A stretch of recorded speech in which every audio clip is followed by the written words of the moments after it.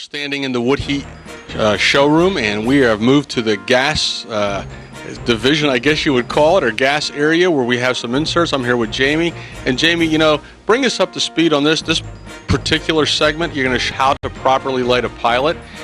Maybe all the pilots aren't the same, but maybe they're close. And tell us what we're looking at here. These are really nice inserts.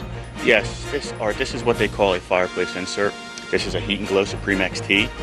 It works off what they call a standing pilot, which is pretty much the standard in fireplace technology.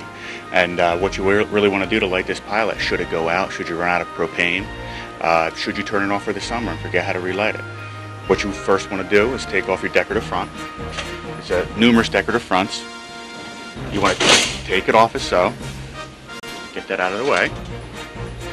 You'll want to lower your bottom panel. Okay, and you're going to find your valve control. Some have a nice front like this that are going to tell you valve control. Others will just be the valve.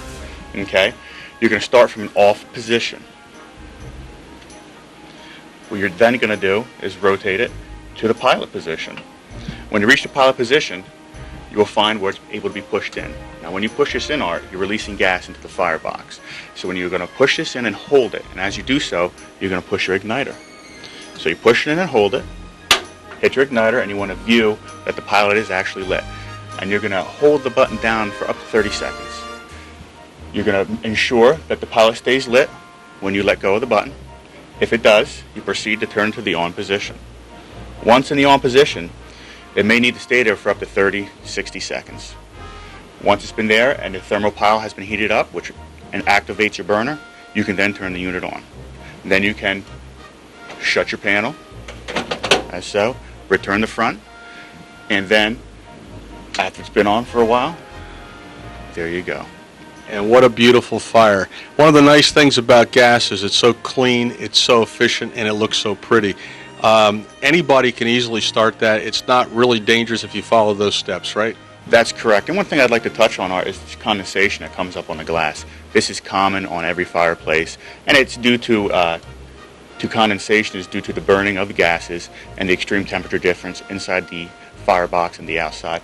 It will dissipate in 3-4 minutes. It's not a problem. Some people become worried. It is very common. Now, we're standing in front of an insert which people can put in their wall, existing wall or build a wall, whatever it takes. There's many different ones, many different styles, but mostly the pilots are pretty much the same, as you were saying. Yes, these are standing pilots. There is an electronic ignition. You do not need to light the pilot on those. When you turn the unit on, it lights its own pilot, and then the burner lights for you. Are we leaving anything out? And how long does it take before the glass might clean out? Like, what'd you say on that? 4 or 5 minutes. As the heat builds up in there and everything gets equaled out, it'll dissipate away and it'll be completely clear.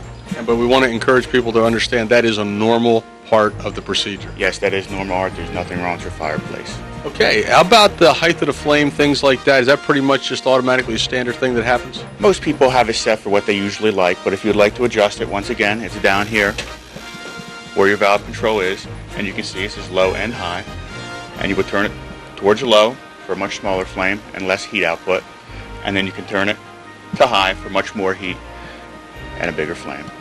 Absolutely has gotten so easy that anybody can do it, and I guess even if they want to, there's remote controls.